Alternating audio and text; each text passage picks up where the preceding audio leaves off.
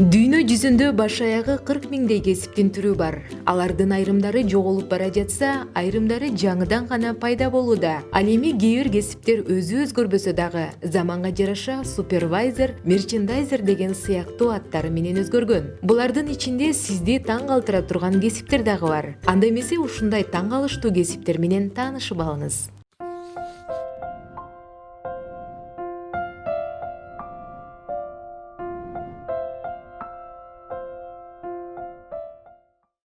Ажыаткана көрсөтүүчү.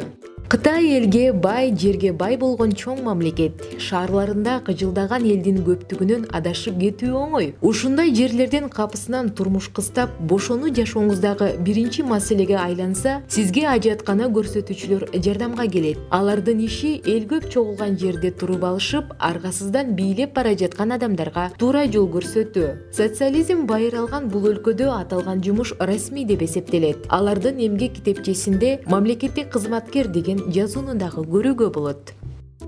Жүргүнчүлөрдү пресстөө.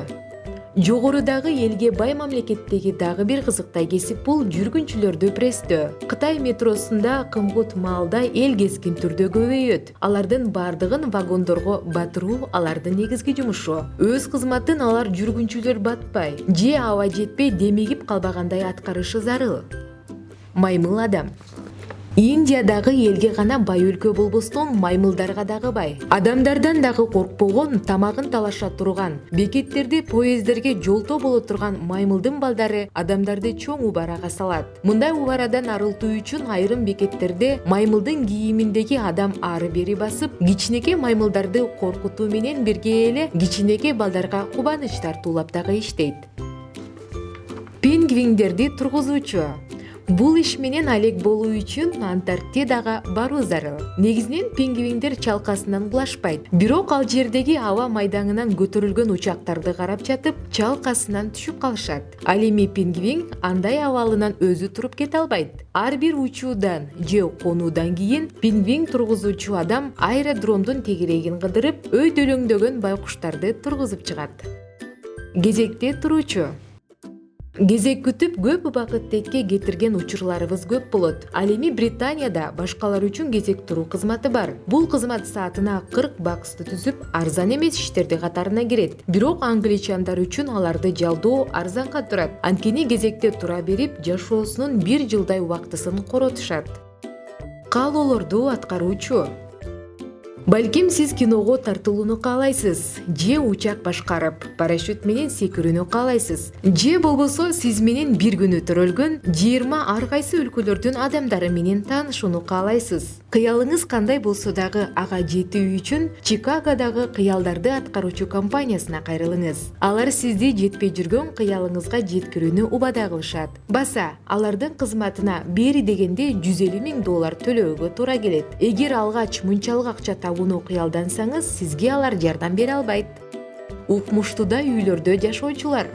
Бизнес класстагы үйлөрдө жашап, алас келгенсип жашаганыңыз үчүн дагы акча алууну кааласаңыз керек. Ушундай жыргал жашоо менен акча тапкандар дагы бар. Бирок алар ал жерде жашап жаткан үй бүлөнүн сүрөтүн көрсөтүшүп, алуучу адам келгенде башка бизнес класстагы үйгө көчүп кетишет. Мындай көрүнүш бош турган үйгө караганда алуучу үчүн көбүрөөк таасир берет.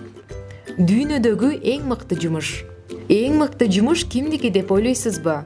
Бейиштей аралда курулган укмуштуудай виллада жашоо үчүн 35,000 талапкердин ичинен Бен Саусхолл аттуу адам тандалып алынган. Анын милдети таш бакаларды багуу, аралга көз салуу жана интернетте блог алып баруу болгон. Бул конкурс дүйнөдөгү эң мыкты жумуш деп аталган.